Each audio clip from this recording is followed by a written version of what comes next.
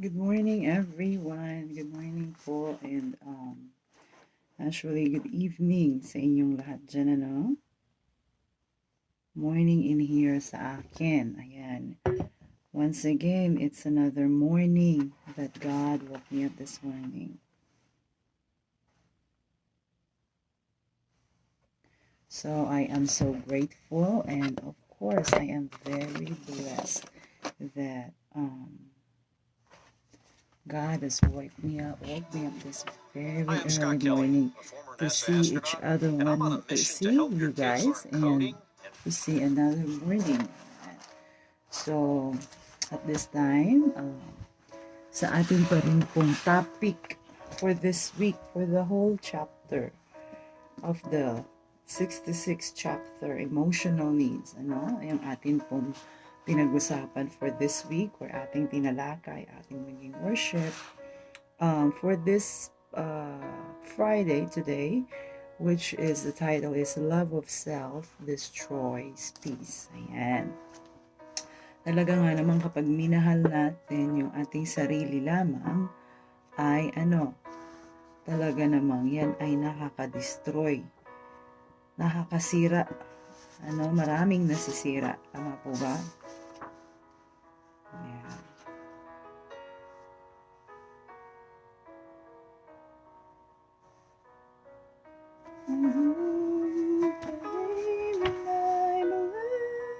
Savior, I surrender all to Jesus, I surrender all. Ayan, so before we can start, we can also do a quick prayer kung kayo po ay may mga prayer requests at this time. Ayan. Hi, Annabelle. Good morning. If you have a prayer request at this time, don't hesitate to text me your prayer request, So, katulad nga po ng ating pinag-usapan for the whole week is, this book is the book of my character and personality ni Mrs. White, There are 2 volumes of this book. The other one was volume 1 and this one was volume 2. So, yung emotional needs, the whole chapter 66 is about emotional needs. Ayan. So, if you have any prayer request, you can send me your prayer request through the comments box section. And you can also send me in my personal messenger. So, and also I am inviting everyone this coming Sunday. It's every Sunday.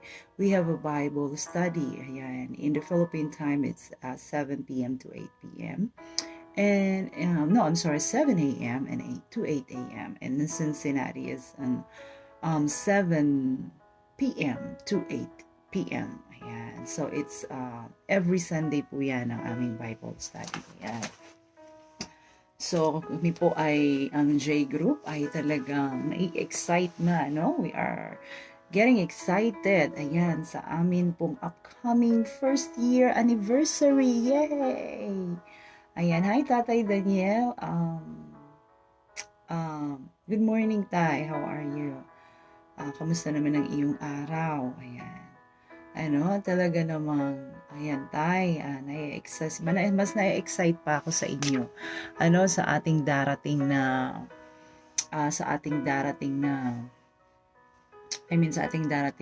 good morning, Sister Lorena. Thank you at nakapasok ka po. Darating na anniversary for next week. Ayan, kanina po na-order na yung ating mga t-shirts. Ayan, so, pinarush talaga ang t-shirts, Kasi pala ang pagpapaprint ng t-shirt is kailangan ahead of time. So, para mahabol natin yung date for next week. So, talagang pinarush nila nung ating mga members ng mga nakatoka na gagawa, for our t-shirts. So, ayan, makukuha na yung t-shirts this coming 16. Kaya, nawa ay Tay Daniel at Sis Lorena, isama niyo sa panalangin ng ating upcoming anniversary for next week, na maging successful and God's will be done on this anniversary na ating pinaplano, na nawa ay maging maayos ang lahat at walang maging aberya. Ayan. So we can do a quick prayer. Dear Heavenly Father, we thank you, Lord, for waking us up this very early morning. Thank you that we are able to see each other once again, another morning, Lord, even though our mind is tired, our body is tired, but here you are, so merciful, and we are grateful that we as your people, you always wake us up. You protect us through the night while we're sleeping. We thank you. I thank you, Lord, for this opportunity of fellowship and the opportunity that you wake us up every morning. Lord, as we receive your message today, please open our hearts and our mind and help us to embrace your message. Lord, I'm asking for your presence with your Holy Spirit to be with us, and may He guide us and lead us. In your name I pray. Amen. Amen. Ayan. So, love of self destroys peace. Ayan. So, love of self, ano po bang ibig sabihin nun? Kapag yung ating sarili lang ang ating minahal, ang ating sarili lang ang ating inintindi palagi, or minahal natin, you always say to yourself, I, ikaw, ako, myself, talaga nga namang nakakasira ng kung anumang sitwasyon or maaaring kung anumang samahan, ang mayroon ng bawat isa. Kasi kapag ang nanguna ay sarili, ay talagang magkakaroon ng problems. Sabi nga dito, I will read it in your hearing. It is the love of self. Ayan. Kapag sarili lang natin ang ating iniisip, that destroys our peace. Nakaka-destroy, nakakasira siya ng kapayapaan sa atin kapag ang ating inisip palagi ay ang mahalin lamang ang ating sarili. Diba? Paulit-ulit kung ating napapansin po na talagang dinidiin ko ay ang kautusan ng Panginoon na mahalin ang Panginoon ng buong puso at kaluluwa at mahalin ang bawat isa. So meaning to say, sinabing bawat isa is hindi lamang ang sarili. Diba? Hindi lamang yung sarili natin. After nating or before nating mahalin yung sarili natin, unang mamahalin natin ang ating may likha, which is ang Panginoon. Diba? Yun ang sabi sa kautusan sa Deuteronomy 6 verse 5. So sa pangalawa is, ang sabi? Mahalin natin ang bawat isa. Meaning, including ourselves and yung kapwa natin, yung mga nakapalibot sa atin, yung mga mahal natin sa buhay, or sino man yan, maging strangers man. Diba? Lahat, meaning lahat, wala tayong ititira. Tama po ba? So while self is all alive, habang tayo ay nabubuhay pa, we stand ready continually to guard it from mortification and insult. Ayan. But when we are dead, kapag tayo daw ay patay na, and our life is hid with Christ in God. Tama po. Tama talaga ang sabi dito ni Mrs. White. We shall not take neglects or slights to heart. Huwag nating hayaan yung mga bagay na yan, yung karakter na yan mismo, na talagang iniisip natin palagi ang ating sarili lang. Di ba lagi nga nating naririnig? Huwag mo naman isipin yung sarili mo. Isipin mo yung kapakanan ng iba. Diba? Magkaroon tayo ng care and love sa isa't isa or sa iba, sa kapwa natin. Ayan. Kasi kahit yung napaka-simpleng, kahit simpleng pag-aalala, the more na inaalala mo yung tao, the more na nagkikreate ka ng relationship sa tao, the more na nabubuo yung love. Ayan. Sa iba siguro sa atin, maring sabihin natin, kapatid, parang hindi ako marunong magmahal eh. Kasi nga katulad ng sabi ko kahapon, na talagang marami sa atin ang may mga pinagdaanan sa ating past childhood or sa ating mga nakaraan nung tayo ay mga bata pa, nagbibinata, nagdadalaga. Kaya naman, bawat isa or may iba't ibang sitwasyon sa atin ng mga kapwa natin ay talagang bato ang kanilang puso, nahirapan silang magmahal. Kasi kadalasan may mga sitwasyon silang mga na-experience. Maaaring yan ay napakasamang sitwasyon talaga. Nagkaroon sila ng phobia. Talagang andun yung takot na magmahal na silang muli. May mga ganon. May mga ganong bagay. Hindi lang sa pag-ibig. Diba kapag ka umibig ka, kapag ka nabigo ka, tama ba? Pag nabigo ka, para bang takot ka ng magmahal muli. Kasi parang iisipin mo ay palagi ka na lang sasaktan ng tao na yun. Yung damdamin mo ay sasaktan. So parang nakatatak na sa isip ng isang tao na ay ayaw ko nang magmahal. Mas gugustuhin ko na lang maging single. 'Di ba? May mga ganung sitwasyon, 'di ba? 'Di ba po? Ano? So talagang napakaraming experiences ang bawat isa sa atin. Kaya nagkakaroon ng puot sa dibdib. Kaya namumuo yung puot sa dibdib na yon ang nagkukos talaga ng parang hirap ng magmahal ang tao. Maaring hindi lamang sa isang relationship ng mag-boyfriend, mag-girlfriend, maging magkaibigan, or anumang klaseng sitwasyon. So yung mga tao na yun, na kapag nakamit tayo or nakarinig tayo ng mga testimony na gano'n or story na gano'n, ay mas lalo natin nawa silang abutin. Ipakita natin sa kanila na yung kanilang kaisipan ay hindi tama yung gano'n. Maaaring ang nagsasuffer sila gano'n sa ganoong sitwasyon, pero naandi dito tayo para i-cope sila. Para sila ay tulungan, para i-heal yung wound na yon, yung sakit na yon, yung puso nila na nasugatan. Sa pamamagitan ng pagmamahal mo sa kanila, ay talaga nga namang yung sugat ay unti-unting nawawala. Diba? Nahihilom yung sugat, nagiging peklat. Diba? So, napakagandang encouragement na kaparaanan po yan ang pwede nating gawin. We shall not take neglects or slights to heart. We shall be deaf to reproach and blind to scorn and insult. Ayan. So ano ba ang sabi sa atin? Ito ay naipost ni Tatay Daniel from Monday yata or Tuesdays. 1 Corinthians 13, chapter 13, verse 4 to 8. Let's look in the Bible.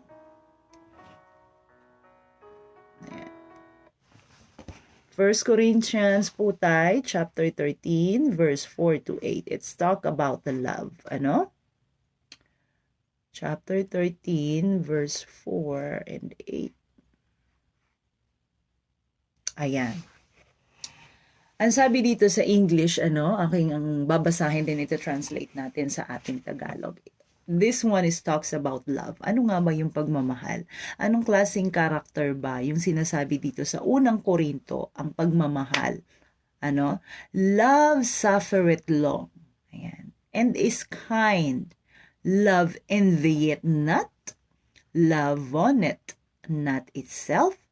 Is not puffed up. Doth not behave itself unseemly. Seeketh not its own, it's not provoked. Taketh not account of evil. Oh my goodness. Rejoiceth not in unrighteousness, but rejoiceth with the truth.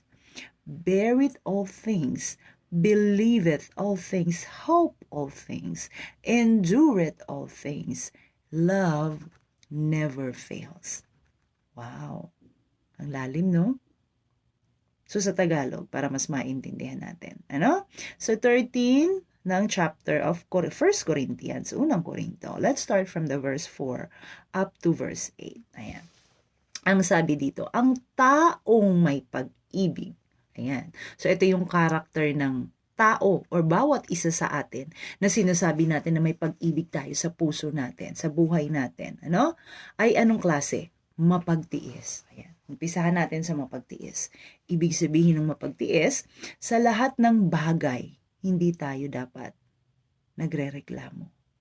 Ano man ang ating kinakaharap na sitwasyon, maliit man, malaki, medium, sabi nga sa sizes, small, medium, large, extra large, XXL, and so on. Diba? So, dapat tayo ay maging matiisin. Pangalawa, tayo ay mabait. Ayan. Hindi lamang kapag tayo ay nakaka-receive ng bagay na maganda or pagpapala galing sa Panginoon, kahit na yung bagay na yan, hindi natin nare-receive or kadalasan maaaring may mga sitwasyon talaga na masama na hindi natutugunan, pero dapat yung character natin ay tayo ay mabait pa rin. Ayan. Hindi lamang kundi nagpupunta tayo sa labas ng ating bahay or umaalis tayo, andun yung kabaitan natin, pagdating natin sa loob ng bahay, tunoy! Back to normal. Ang pangit na naman ng ugali mo. Kasi nasa loob ka na ng bahay. Diba? The true character, alam niyo ba mga kapatid, ang totoong ugali starts from the home. Talagang nag-uumpisa sa bahay, sa loob ng iyong pamamahay. Kung ano ka sa loob ng tahanan, ganun ka rin sa labas ng iyong bahay. Maaaring mapipeki mo man ang iyong ugali once na ikaw ay nasa labas. Pero mark my word, time will come, lalabas at lalabas ang tunay mong kaugalian pag ikay nasa labas na. Minsan hindi mo namamalayan, sa kakapekip mo, nadulas ka na, nakita na nila yung mismong ugali mo. Kaya ang pagiging mabait, even outside, sabi nga hindi lamang sa panglabas na kaanyuan, kundi sa pangloob na kaanyuan. Maging mabait sa lahat ng bagay, hindi lamang sa bagay, sa pananalita, sa ating mga aksyon. Ano? Kaya dapat tayo ay napakaingat natin sa lahat ng oras. Hindi lang oras, segundo kung maaari. Ano? Talagang ganun tayong dapat magmatsyag. Hindi marunong mainggit. Ayan, ito na yung pinakamalaking word. Ito na yung Tay Daniel no? Yung pinakamalaking big word na inggit. Ayan. Kapag nanguna ang inggit sa ating puso, sa ating buhay, sa ating isip, ay talaga namang napakaraming madidestroy. Talaga namang makakapag-create ka ng pagkakasala, maglilid sa'yo ng kasalanan. Kasi tayo, or isa man sa atin, or sino man na may mga karakter na ganito na talagang nag-i-struggle, Kasi struggle to sa buhay, tatay Kapag ikaw ay isang may karakter na hindi mo talaga mabago-bago, pero alam mong gusto mo siyang mapanagumpayan, gusto mo siyang ma-overcome, struggleness ang tawag dito, talaga namang nahihirapan ka. Pero kung yan ay isusurrender mo sa Panginoon, at i-ask mo sa Panginoon, talaga na Panginoon, Lord, ayaw ko na nitong ugali ko na to, baguhin mo ako, Lord. No impossible to Him. Babaguhin niya kahit gaano pa mang kasama ang iyong ugali. Magiging mabait ka. Magiging masunurin ka. Ayan.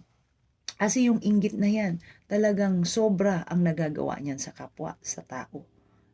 Kapag mayroon tayong ganyang kaugalian. Instead na mainggit tayo, maging masaya tayo kung ano man ang meron yung kapwa natin. Maging masaya tayo kung ano yung na-achieve ng kapwa natin. Kapag ang kapwa natin ay masaya, maging masaya tayo. Kapag malungkot, damayan natin sa kalungkutan. Kapag umiiyak, palakasin natin. Kapag nanghihina, palakasin natin. Diba ganun po ang sabi sa atin sa Bible? So hindi lang dapat natin binabasa o naririnig yung mga salitang yun sa kataga ng Biblia, which is dapat nating let's apply in ourselves, sa ating buhay, sa ating araw-araw na pamumuhay. So, katulad nga, napakalaking word nitong inggit. Talaga nga namang napakalaki ang madidestroy. Kapag itong character mo na ito ang mayroon ka sa iyong buhay. Napakaraming masisira. Ayan. Kasi kapag nainggit ka na, lahat gagawin mo ng kaparaanan. 'Di ba? Tama po ba? Minsan nga yung iba talagang kumikitil pa ng buhay. 'Di ba? Maririnig natin sa mga news, sa mga balita. Akala ko noon sa lang yan, palabas. Pero pag binalita, na totoo pala, no? Ganon kalakas ang nagagawa ng mga agency ni Satanas. Kaya wag tayong magpabitag, mga kapatid. Wag tayong magpabitag. Hindi naman tayo ang dapat magkakainggitan. Hindi tayo dapat ang magkakaaway. Sino ba ang kaaway natin araw-araw? Ang enemy, 'di ba? Hindi ang Panginoon, hindi ang kapwa natin. Hindi tayong mga nilalang, hindi tayong kapwa ng mga anak ng Diyos. Ayan. At hindi hambog o hindi mapagmataas. Naku naman, napakabigat naman na ito. Hindi mayabang at hindi mapagmataas. Talagang nararanasan natin yan. May mga kapatiran tayong mayabang, may mga kaparikaw, o may mga kababayan, kapatiran, kamag-anak, inay mo na, kaibigan, na talaga namang napakataas ng tingin sa sarili. Alam mo yon. Sabi ko nga, yung mga ganoong tao, sila, nasa eroplano, mataas, di ba? Ang eroplano, mataas ang lipat, di ba? Ako nasa lang, nasa barko. Barko lang ako, tay. Kasi, mababa lang ako di ba? So, ganun dapat tayo.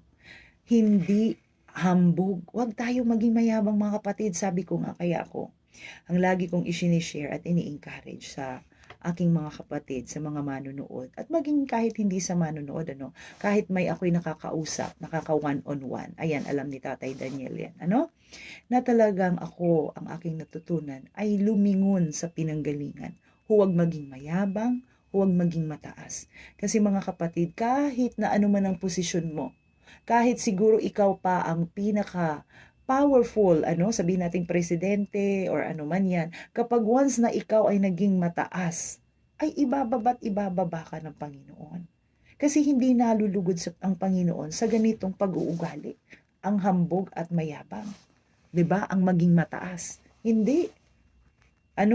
So marunong tayong lumingon mga kapatid. Dapat ilagay natin yung ating sarili sa pinakamababang level. Maging humble tayo. Yung ating humbleness naroon. Yung ating meekness, pagiging humble, meekness, humility, ibaba natin. Kahit na yung ating kapatid ay talaga namang kung nagkasala ng sobra-sobra sa iyo, ay magpakumbaba pa rin tayo. Magpatuto tayong magpatawad. Hindi yung napakataas na ng tingin mo sa sarili mo. Ay para bagang ikaw ay napaka-perpekto na. Naku, nakakatakot yung ganyang kapatiran. Pero, ang sabi ko nga, ang bawat isa sa atin ay hindi natin kayang baguhin ang bawat isa. Ang tanging magagawa natin ay ipanalangin, i-encourage ang Panginoon pa rin ang kayang magbago sa bawat isa sa atin. Siya pa rin ang magbabago sa atin, sa ugali natin. Sa patuloy nating pananalangin sa taong yun, patuloy nating pag-i-encourage, patuloy nating pagmamahal, makikita niya at makikita niya. Yung ating ginagawa na yun para sa kanya. At marirealize niya sa bandang huli. At maaaring yung mga time na yun, magbabago siya sa tulong ng ating Panginoon. Ano pa ang sabi sa verse 5? Hindi bastos ang pag-uugali. 'Di ba? Hindi bastos, walang galang. 'Di ba? Ayan ang sabi, kapag tayo ay may pagmamahal, ito ang kaugalian na dapat mayroon tayo. Hindi tayo maging bastos kahit na minsan nakaranas na ba tayo ng mga sitwasyon na talagang may sitwasyon na talagang nangyari sa atin. May nakairingan ka. Ang sasama na nung sinasabi sa'yo, halos minura ka na, tinapakan ka na, hinusgahan ka na. Pero ikaw, andito ka, andun siya. 'Di ba? Hindi ka naging bastos. 'Di ba? Nagpakumbaba ka pa rin. Iyon ang sinasabi dito. Kahit sa anong sitwasyon, huwag tayong maging bastos sa isa't isa. Huwag tayong maging bastos ang pag-uugali natin. Bagkus tayo ay magkaroon ng respeto, ng galang. Ayan. Igalang natin ang bawat isa, irespeto natin ang bawat isa. Hindi makasarili. Ayan. Anong sabi dito, Tay? Hindi makasarili. Hindi iniisip ang sarili palagi. Ay, Brother Mike Di Pedro, kamusta po? Ayan, wag tayong maging makasarili, hindi lang sa isang bagay, sa lahat ng bagay. Isipin natin kung ano man yung bagay na mayroon tayo, hindi para sa sarili lamang. Diba sabi ko nga sa kanta, walang sino man ang para sa sarili lamang. Yung lyrics na yun, nakalimutan ko na, So, dapat nating isipin din natin yung iba. 'Di ba? Katulad sa pagkain. 'Di ba? Pag tayo'y kumain sa pagkainan, magpapamilya, minsan hindi naman talaga tayong sabay-sabay nakakakain. Kasi yung ating mga ibang tao sa bahay, maaaring iba yung uwi nila sa trabaho mo, nakagutom ka na. 'Di ba? Instead na ubusin mo yung nasa lamesa, ay iisipin mo ay si Juan hindi pa po umuuwi. Tirhan natin ang pagkain. Hindi yung hayaan mo na, tagal-tagal niya, alam naman niyang dapat di pa siya umuwi. Huwag ganun, mga kapatid. Sa mga simpleng bagay na ganun, huwag natin isipin yung sarili natin. Bagkus nga, minsan dapat isipin natin, kadalasan, yung ating para na lang sa sarili natin, ibibigay pa natin sa iba. Ibibigay pa natin sa anak natin. Diba? Talagang nagsasakripisyo tayo ng ganun. Ganun natin kamahal ang isa't isa. Naranasan nyo na ba na kayo ay magulang? Na nagugutom kayo pareho ng anak mo? At alam mo naman talaga na hindi kasya yung pagkain para sa inyo. Ay talagang ilalaan mo na lang yun para sa anak mo. Di baling ikaw ay magutom, basta wag lang yung anak mo. Di ba? Mga kapatid, ganun ang tunay na pagmamahal. 'Di ba? Hindi laging iniisip ang sarili. Sabi ko nga, sa aking sa aking responsibilidad, ako po ay talagang, um, 14 pa lamang ako'y nagtatrabaho na. So, ilang taon na ako ngayon? 38. Ilang taon na akong nagtatrabaho sa buhay. Talagang hindi ako huminto ng trabaho. So, ilang taon na yun? 20, 30, 18, 26 years. And up to now, talagang ako'y nagtatrabaho. Kasi maraming umaasa sa akin, ang aking magulang, ang aking kadalasan din yung aking mga kapatid, in and out, yung iba kong anak dyan sa Pinas, at saka kung sino pa man yung nangangailangan, kadalasan nga, masaya na ako kahit walang natitira sa akin. Basta magampanan ko lang ang pangangailangan nila, ang bawat isa na tugunan ko. Okay na kahit maging zero balance yung aking account, basta napunan ko ang mga pangangailangan nila. Nakapagpadala ako sa kanila kung ano man yung kailangan nila. Kahit na wala nang matira sa akin, okay lang. Simulat sa pool, naging ganun ang aking goal, ang aking motto. Basta nagampanan ko yung X, Y, and Z na responsibilidad ko sa kanila, okay lang. Kasi ang aking paniniwala, God will provide what I need. So kung ano man yung pangangailangan ko, alam ko ipoprovide ng Panginoon yan. So nawa ay maka-encourage yung ganong experience sa inyo. Ano pang sabi? Hindi magagalitin. Ayan, wag daw tayong magagalitin. Kontrolin natin yung ating sarili. Pagka maliliit na bagay lang naman, ay wag tayong ma-high blood agad. Naku, pag maliliit na bagay lang naman, i-let go na. Magpalamig, magpakumbaba, hayaan na, wag tayong maging magagalitin. Ano pa? O magtanim ng sama ng loob sa kapwa. Yan ang mahirap sa lahat. Bakit ba nasabi yung magtanim ng sama ng loob sa kapwa? Ayan. Kadalasan kasi, kapag ang isang tao ay nagkasala sa atin, Tatay Daniel? Nakaka-relate po ba tayo, Tatay? 'Di ba? Kapag ang isang tao ay nagkasala, at yung tao na yun ay talaga namang nanghingi na sa'yo ng kapatawaran, at ikaw namang si Juan, ay talagang hindi mo pa rin napatawad.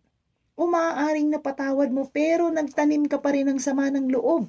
'Di ba? Paano malalaman ngayon ni Pedro na ikaw ay nagtanim ng sama ng loob? Siyempre, the way na pakikitunguhan mo siya ay iba na. So, ibig sabihin, may sama ka pa rin ng loob. Pero although sinabi mo na pinatawad mo na si Pedro. 'Di ba? Huwag tayong magtanim ng sama ng loob. Ilabas natin yan. Kapag once na sinabi natin, kapatid, okay na yun, wala na tayong problema. Okay na yun, kapatid. Okay na, as in okay na. Hindi pag nakatalikod yung kapatid mo, ay wala. Mga kapatid, ito yung mga character na dapat nating matutunan. Hindi matutunan, i-apply talaga sa ating sarili at sa ating buhay. Sister Yoli, good morning. Thank you at nakapasok ka, Sister Yoli. Ayan. Hindi natutuwa sa kasamaan. Ayan. Huwag tayong matuwa sa mga kasamaan na ginagawa ng ating maaaring pamilya mo, kaibigan mo, kapatid mo, at huwag tayong patuloy na gumawa ng kasamaan. Kapag alam na natin na halimbawa yung isa sa family mo ay talagang gumagawa ng masama, ay huwag nating itolerate. Ayan ay ating pangaralan. Ayan ay ating disiplinahin. Ayan. Kung di nagagalak sa katotohanan. Kasi ang katotohanan lang dapat tayo magalak, hindi sa kasamaan. 'Di ba? Ang Panginoon ay nalulungkot kapag tayo ay gumagawa ng masasama. Bagay man yan or ano man yan na namumuo sa ating isipan. At ano pa ang sabi? Isang karakter, maging matyaga tayo sa lahat ng bagay. 'Di ba? Tayo kasi mainipin tayo. Okay lang po, Sis Lorena, walang problema. Sis Yoli, isisend ko to sa'yo. Huwag tayong maging walang tiyaga, matyaga tayo. 'Di ba ang sabi nga, palagi nating naririnig, kapag may tiyaga, daw ang sabi, mayroon tayong aanihin na nilaga. Tama ba? Tama ba tayo, Daniel? Pag may tiyaga, may nilaga. Ano? So, matyaga tayo. Maging matyaga tayo sa lahat ng bagay. Kahit pa 48 years mong hiniling sa Panginoon yun, yung prayers mo na yun, ay ginrant ng Panginoon after 48 years. Hindi naman siguro paabutin ng Panginoon ng ganong katagal. 'Di ba? Minsan nga, pinag-pray natin ng ano, nung isang araw, pangalawang araw, dininig na ng Panginoon. Tama po ba? 'Di ba? So, hindi naman siguro ganun. Maging matyaga tayo. Sa lahat ng bagay, i-apply natin yan. Kapag tayo ay naghihintay, minsan nasa ano tayo, bayaran tayo ng kuryente. Ikaw tong marami ka pang destinasyon na pupuntahan. Ang haba ng pila sa bayaran ng kuryente. 'Di ba? May sumingit pa. Kay Tita Chris, may sumingit pa. Lalo ka na ngayong 'di ba? Parang talagang china-challenge yung yung iyong ugaling pagtsatsaga. 'Di ba? Maging matyaga tayo sa lahat ng bagay. Yan ang sinasabi sa atin, hindi lang sa isang bagay, sa lahat. Laging nagtitiwala, ayan. Magtiwala tayo, lalong-lalo na sa Panginoon, Alam ko mga kapatid, mahirap magtiwala sa isa't isa. Pero sa tulong ng Panginoon, sabi ko nga, ang aking counselor ay ang Panginoon. Nawa ang counselor nyo rin ay ang Panginoon. Kung mayroon man tayong isang tao na laging tatakbuhan, at hihingyan ng problema, pagsasabihan ng kung ano-ano, dapat walang iba kundi ang Panginoon. Kasi siya lang ang mapapagkatiwalaan natin. So, i-apply din natin yun sa iba. Pag nakapag-counsel na tayo sa Panginoon, Lord, itong aking ganito, ganon, ganyan. Lord, pinagkakatiwalaan ko siya, gano'n yun ang pambahala. Diba? So, ano pa? Laging may pag-asa. Ayan, hindi negative palagi. Lagi dapat tayo nag-look forward sa positive outcome, may pag-asa at tinitiis ang lahat. Ang sabi nga sa, 'di ba, sa last day event, sa Great Controversy, ang magtiis ay siyang maliligtas. So kapag tayo ay mayroong matiisin na ugali sa lahat ng bagay, syempre pagka matiisin ng tao, may aanihin tayo. Sabi ko nga kahapon, 'di ba? Okay lang na magtiis tayo sa lahat ng bagay dito sa lupa. Okay lang. Kasi may pag-asa tayo, may pupuntahan tayo. Yung pagsasakripisyo natin, yung pagtitiis natin, may hangganan ito, may kapalit. Ano yun? Yung eternal life na reward sa atin ng Panginoon. So sa verse 8, may katapusan ang pagpapahayag ng mensahe ng Diyos at ang pagsasalita sa ibang wika na hindi natututunan. Ganun din ang pagpapahayag. Hi, Sis Sheena. Good morning, Madam. Good afternoon. Good evening po sa iyo dyan. Have a blessed evening. Ganun din ang pagpapahayag ng kaalaman tungkol sa Diyos. Ayan. So, ulitin ko ha. So, ang pagpapahayag daw ng ating mensahe sa ng Diyos at ang pagsasalita ng ibang-ibang wika ay hindi natututunan. Ganun din ang pagpapahayag ng kaalaman tungkol sa Diyos. Ngunit ang pag-ibig ay walang hangganan. Hindi walang hangganan. Yun ang sabi dito sa verse 8. Hindi ganap ang ating kaalaman, ganoon din ang pagpapahayag natin ng mensahe. Ngunit, ano ba yung binabasa ko? Chapter 13 verse 4 to 8. Ayun. Ngunit, I'm sorry. Tama na yung binasa ko sa chapter 8. Iba na yung sa 9 at saka sa 10. So, ang sabi dito, ang pag-ibig ay walang hangganan. So, yung mga character na ating binasa, yun po yung character na about sa pagmamahal, about love. Na nawa na itong mga character ay na mayroon tayo. Ayan. So, mga kapatid, hindi pa po too late, para magkaroon tayo ng mga character na ganito. Kung tayo man ay nag-i-struggle, okay lang yan. Okay lang yan. Ipagdasal natin, ihingi natin sa Panginoon na tayo ay tulungan, ma-overcome. Kung ikaw man ay hindi matiisin, kung ikaw man ay hindi, ano bang tawag nito?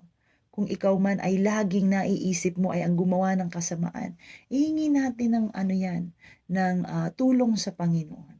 na ma-overcome natin ang bawat isang pag-uugali ng mga lahat naman tayo mga kapatid, sabi ko nga araw-araw pa ulit-ulit, may issue tayo sa isa't isa. May mga ugali tayong hindi maganda na talaga namang ating binabago, nasa process pa tayo ng pagbabago. Kahit ako sa sarili ko, kayo lamang din po ang tanging makakasagot niyan. It's between you and God, So, ayun ay aking araw-araw na hinihingi sa Panginoon, Lord, Lord, Lord, Lord, tulungan mo ako sa aking ugali na ito. Ayaw ko to, Lord. Ayaw ko to.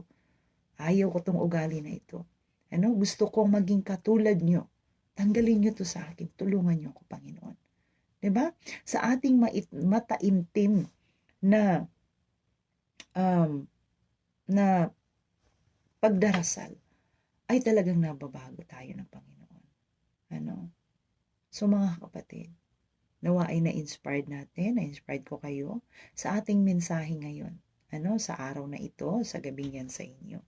Na talaga namang kapag inisip natin ang sarili namang natin, ay talagang ito ay nakakasira, ng relasyon, ng kapayapaan sa ating sarili, sa ating buhay, So nawa mga kapatid, magmahalan tayo. Ang sabi nga sa ating topic yesterday, all we need love. Ang bawat isa sa atin ay kailangan natin ng pagmamahal. Pagmamahal sa bawat isa. Napakasarap na isipin, or namnamin na may isang tao aside pa sa Panginoon, na alam mong nagmamahal sa iyo ng lubos. Maging sa hirap at sa ginhawa, maging kung sa anumang sitwasyon, ikaw ay mahal ng tao na yon. Napakasarap mabuhay sa mundo nang wala tayong kagalit, wala tayong kaaway, wala tayong kasamaan ng loob. So, alam mo, ang pagmamahal ay napakalaking, kung pag-aaralan mo sa Bible, excuse me, napakalaking word niyan na hindi lamang sa salitang love. Ano ba yung meaning ng love para sa'yo? Paano mo ba mai-express yung love mo na yon sa Panginoon, at sa iyong kapwa? Na doon sa dalawang utos na yon, ang sabi niya ay, mahalin mo ang Panginoon mong Diyos, ng buong puso, ng buong lakas at buong kaluluwa. Paano mo mamamahal ang Panginoon ng iyong buong puso, ng iyong buong lakas, ng iyong buong kaluluwa? Paano ma-express ngayon yung pagmamahal na yun sa Kanya? So kayo lamang po makakasagot niyan. At pangalawa, mahalin natin ang bawat isa. So paano mo ngayon, yung pagmamahal mo na yun, maipapahiwatig mo sa isa't isa, maipaparamdam mo sa isa't isa. Napakaraming bagay mga kapatid, hindi ko na kailangan isa-isahin pa. At ako'y wala ng oras. So tayo po ay manalangin. Maraming salamat po. Gusto ko pa rin sanang maglaan ng kanta at ako'y kahapon talagang ako'y na-late. So, maaaring sa ating pagbabalik sa Monday. Ayan. So, Sunday po magkita-kita tayo, Sis Lorena at Sis Tatay Daniel. Sister Yoli, nawa maka-join ka sa aming Bible study. At ang ating upcoming na anniversary, which is sa susunod na Sunday. Hindi itong Sunday ha, sa 19 the Sunday. So, meaning to say, nung 19 na yon, wala po muna tayong Bible study. Kasi yun yung event ng ating anniversary. Ayan. So, lahat po ay talagang maaga ang ating mga member na talagang may mga kanya-kanya silang gawain. Mas nai-excite pa ako sa inyo. Kung hindi nga lang po, mandatory yung vaccination, ay talagang umuwi na ako, tay. Kahit 1 week lang. Talagang nagbakasyon na ako sa araw ng ating anniversary kasi gusto ko ring ma-experience na kasama kayo hindi lang through phone, talagang personally gusto kong ma-experience na makasama ang grupo ng ating The J Group. Ayan, napakagandang experience po niyan. Pero sabi ko nga, ay kahit na nasa phone lang, ay medyo okay na rin ako. At least nakikita ko kayo na nakakausap, kahit wala ako yung presence ko mismo sa anniversary nyo. Sa anniversary natin. Ayan, tayo po'y manalangin. Mahal naming Ama sa Langit, maraming salamat po Ama sa pagmamahal nyo sa amin, Panginoon. Ang inyo pong unconditional love na inyong ibinibigay sa amin sa bawat araw, minuto, segundo, Ama. Maraming salamat, Ama. Talagang naman pong tunay at dalisay ang inyong pagmamahal sa amin, sa bawat isa sa amin. Bagkus kami nga po ay nagkakasala sa inyo at hindi po kami deserve, Panginoon, sa inyong pagmamahal. Pero patuloy niyo pa rin kaming minamahal, Panginoon, kahit ano pa man po ang aming mga nagawa na mga pagkakasala sa inyo. Andyan pa rin kayo, Panginoon. Minamahal kami, ginagabayan kami, iniingatan kami. Panginoon, nawa itong mga karakter ng pagmamahal. Panginoon, tulungan niyo kami, Panginoon, na ito'y ma-apply namin sa aming buhay, sa aming sarili, sa aming kapwa, sa aming pamilya. At sa lahat, Panginoon, hindi lamang sa narinig namin ang inyong mensahe. Ito po'y nawa ay aming gawin. Panginoon, kung ang bawat isa sa amin ay talaga naman pong nag-i-struggle sa mga ugaling ito, tulungan nyo ang bawat isa, Panginoon, na mapanagumpayan nila ang bawat karakter na kanilang nai-struggle at maging ang aking sarili. Panginoon Lord God, bigyan niyo kami ng pusong katulad mo, Panginoon, na hindi marunong magalit, matiisin, matyaga, mapagmahal, mabait, hindi mapagmataas, hindi hambog. Ama, tulungan niyo kaming maging katulad niyo. Ang mga aking mga kapatid na narito, akin pong itinataas sa inyo. Pagpalain nawa at ingatan ng bawat isa sa kanilang pagtulog. Tatay Daniel, Sister Lorena, Sister Yoli, Francisca Velasquez, Sister Sheena, at Annabel Barameda at ang aking apo na si Anika. Panginoon, maraming salamat po sa inyong presensya na kayo narito sa amin ngayon at sa pagdinig at pagtugon sa aming panalangin. Nawa, Panginoon, sa araw ng Sabat sa aking mga kapatid na ito, naway patuloy niyo silang bigyan ng kapahingahan na nagmumula sa inyo. At nawa po, Panginoon, ilayo sila sa mga temptation, Panginoon, ni Satanas. At nawa, Panginoon, ay enjoy nila ang araw ng Sabat na ibinigay ninyo sa amin, Panginoon. Naway ako po inyong iligtas sa lahat ng kapahamakan, maging ang aking asawa at ang aking mga anak. At ingatan niyo po kaming lahat, Panginoon, sa araw na ito at ibalik niyo po kaming ligtas sa aming tahanan. Maraming salamat po, Ama. Ito ang aking panalangin. Sa pangalan ni Jesus. Amen. Ayan, amen po. Ayan, si Sasmin. Ayan, nahuli ka na sis, pero okay lang. Replay mo na lang. Napagod siguro si Sasmin sa ating sa ating gawain. Sila kasi ang mga nakatoka dito sa ating anniversary. Tatay Daniel, ayan. Maraming salamat po, Sister Yoli. Thank you so much, everyone, and have a blessed evening and happy Sabbath. Thank you.